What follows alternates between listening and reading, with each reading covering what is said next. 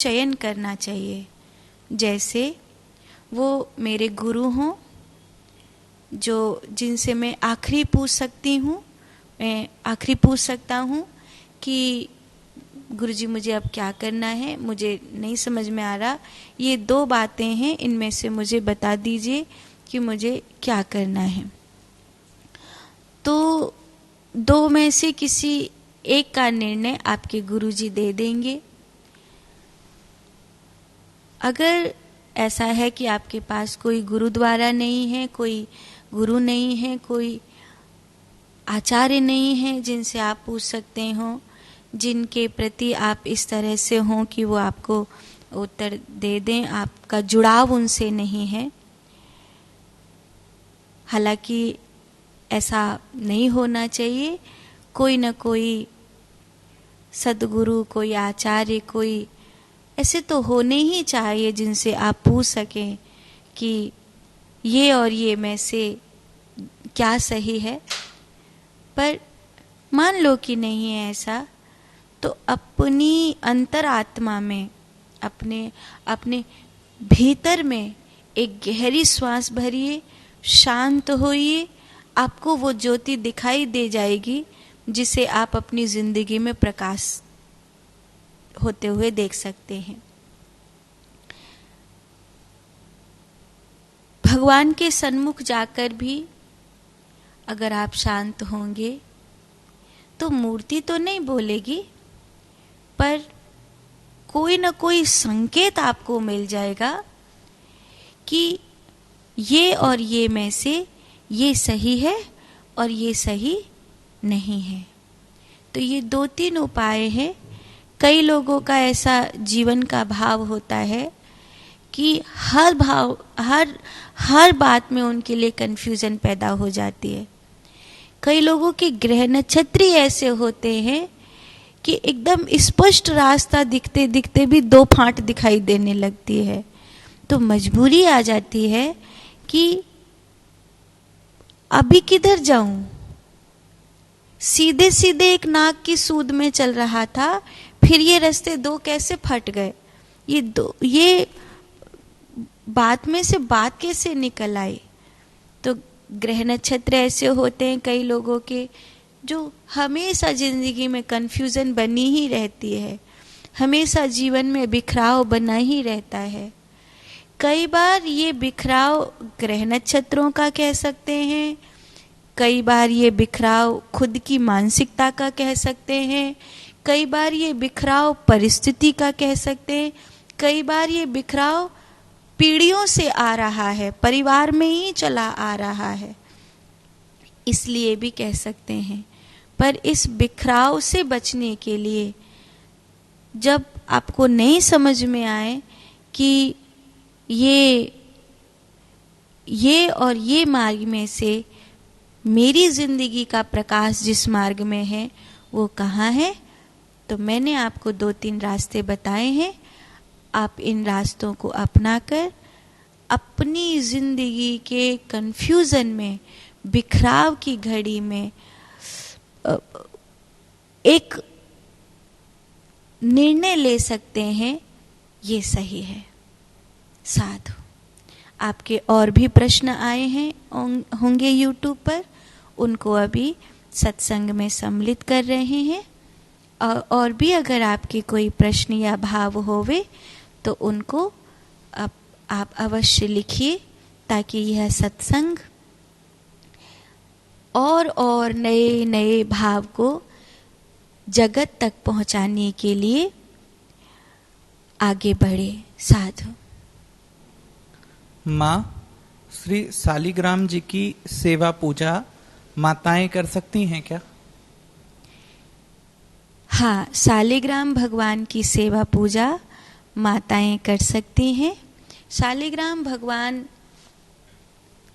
ऐसा नहीं है कि उनकी पूजाएं माता नहीं करती हैं। अगर आपको किसी ने यह जानकारी दी है कि माताएं सालिग्राम भगवान की पूजा नहीं करती हैं, तो ये सही नहीं है। माताएं सालिग्राम भगवान की पूजा करती भी हैं, सालिग्राम भगवान से तुलसी जी का ब्याह भी कराती हैं, और विशेष रूप से शालिग्राम भगवान का भाव पुत्र के रूप में, पति के रूप में, मित्र के रूप में, भगवान से तो कोई भी भाव जोड़ो, वो तो अपने हैं। मैं कहूँ कान्हा मेरा भाई है, मैं कहूँ वो कुछ भी है, त्वमेव माता च पिता त्वमेव, त्वमेव बंधु च सखा त्वमेव, वो हमारे लिए सब कुछ हैं। आप बांके बिहारी जी के मंदिर में कई लोगों को रोते हुए देखते होंगे, तो क्या वो सब एक तरह से रो रहे हैं? किसी का कोई भाव है, किसी का कोई भाव है। और यहाँ भाव के सौदे में स्त्री या पुरुष का कोई ऐसा ये नहीं आता है। पता नहीं किस महाज्ञानी महापुरुष ने ये आरंभ किया कि ये स्त्री के लिए है, ये पुरुष के लिए है, ये स्त्री के लिए है, ये पुरुष के लिए है। उन महाज्ञानी को बड़ा प्रणाम। बाकी भाव में कोई स्त्री या पुरुष नहीं होता। जब मैं वृंदावन में हूँ तो वृंदावन की भूमि पर गोपी महादेव गोपी बन जाते हैं। गोपी किसी स्त्री या पुरुष को नहीं कहते। तो जब हम कृष्ण के होते हैं तो कोई स्त्री या पुरुष नहीं होते। जब हम भगवान के होते हैं तो कोई शरीर नहीं होते हैं हम। अभी फिर कल को कोई नए शास्त्र आएंगे, अभी तो आप स्त्री पुरुष के लिए झगड़ा कर रहे हैं, फिर जो किन्नर समाज है वो अपना हल्ला मचाएगा, जी हमारा तो वर्णन ही नहीं किया। तो इस सब के झंझट में मत पड़िए, आपका भाव सच्चा होना चाहिए। आप शालिग्राम भगवान की पूजा कर सकती हैं। साधु। माँ, मैं जब छोटा था बचपन में, तो भगवान कृष्ण को दूध पिलाता था और संकेतन बिहारी जी सभी उस दूध को पी जाते थे। जब कोई साधक बाल्य अवस्था में होता है तो उसकी जो साधना है वो बहुत पवित्र होती है। कितना अच्छा होता कि बाल्य अवस्था से साधना आरंभ होती। जैसे कर्माबाई की हुई, जैसे धन्ना जाट की हुई, जैसे नामदेव जी की हुई, जैसे शबरी की हुई, जैसे करमेती बाई की हुई। तो बाल्य अवस्था की जो साधना है उसका कोई तोड़ नहीं है। अच्छा, जैसे विद्या की भाषा में कहूँ, आपको कोई लैंग्वेज सीखनी है और अब आप अपनी उम्र के एक पड़ाव पर आकर किसी लैंग्वेज को सीखेंगे, आपको कितना कठिन होगा। लेकिन जब आप स्कूल में थे उसी दौरान आपको वो लैंग्वेज सिखाई गई तो आपके लिए वो बहुत आसान हो गई, सहज हो गई। अब कोई डिग्री है, जैसे आपको नीट क्लियर करना है, आपको कोई फौज की पढ़ाई करनी है, आपको कोई इंजीनियर आदि की पढ़ाई करनी है, तो कई माँ बाप करते हैं ना, जैसे ही बच्चा 5वीं 6वीं पार करता है वहीं से उसको शुरुआत करवा देते हैं।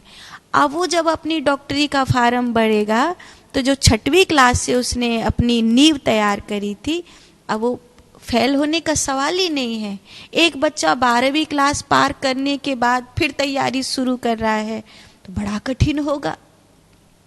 एक को फौजी बनना है, 6-7 बरस की उम्र से ही उसका शरीर तैयार करना शुरू कर दिया, उसकी भर्ती को कोई रोक नहीं सकता। अभी आया 12-15 साल की उम्र में सोचा कि मैं फौजी बनूंगा, तब शारीरिक तैयारी शुरू करी, कठिन पड़ेगा।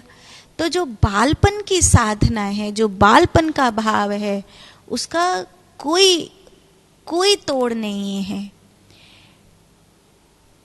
बहुत भाग्यशाली होते हैं वो जिनकी साधना का दौर बचपन में आरंभ हो जाता है।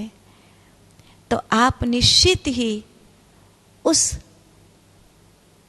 पवित्र जीवात्मा को धारण करने वाले शरीर हो जिसने बचपन में ही ठाकुर जी को अपने निकट महसूस कर लिया। तो अब जब ठाकुर जी को आप भोग लगाते थे, दूध पिलाते थे और ठाकुर जी पान कर लेते हैं, तो उन क्षणों को याद करिए और वो खोजिए कि क्या ऐसा हुआ कि वो आपसे खो गए क्षण, और अगर नहीं खोए हैं तो वो वहीं की वहीं ठहरे हुए क्यों हैं, बढ़ोतरी क्यों नहीं हो रही है, और अगर बढ़ोतरी हो रही है तो वो जो मूर्ति में है वो मुझ में प्रकट क्यों नहीं हुआ है। साधना को उसके लक्ष्य पर पहुंचाइए, भक्ति को भगवान के चरणों तक पहुंचाइए।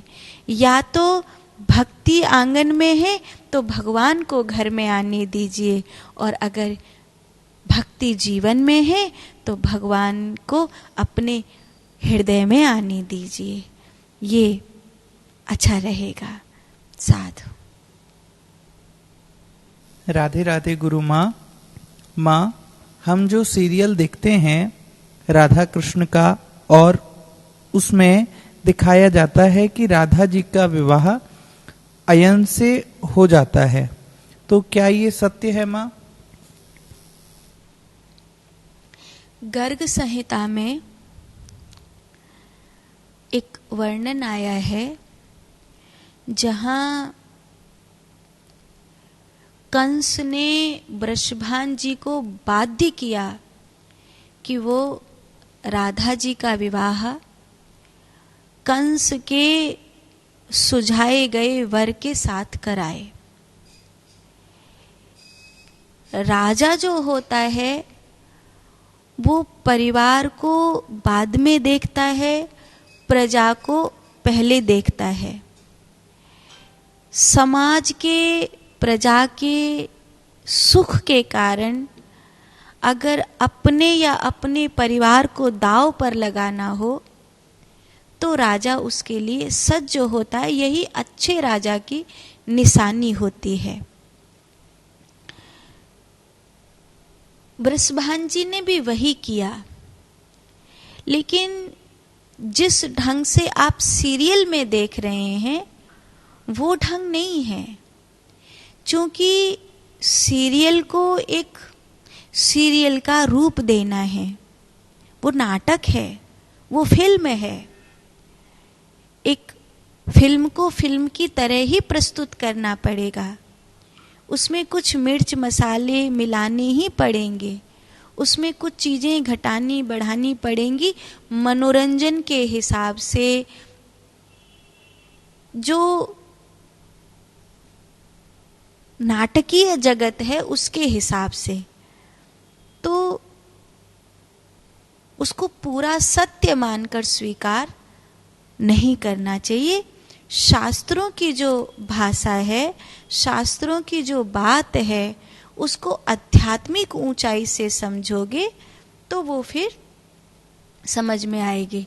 हाँ, उसमें जैसे अब हम कोई धार्मिक सीरियल देख रहे हैं तो कोई भी धार्मिक सीरियल है उसमें पहले ही लिखा जाता है कि ये मैथोलॉजी है और इस मैथोलॉजी को हम एक नाटकीय रूप मनोरंजन के हिसाब से दे रहे हैं।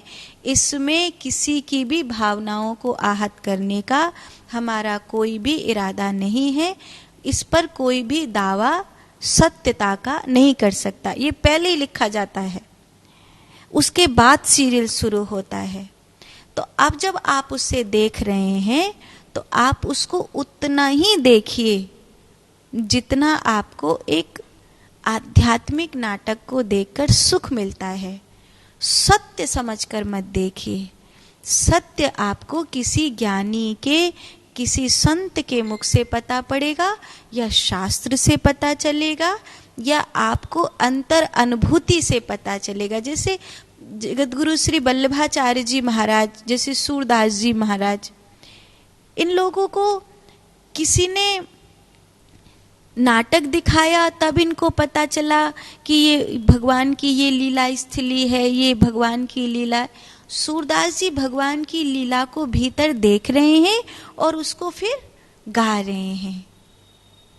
सूरदास जी जब कहते हैं, मैया मोरी मैं नहीं माखन खायो, रे मैया मोरी मैं नहीं माखन खायो। भोरे भई गैयन के पाछे, भोरे भई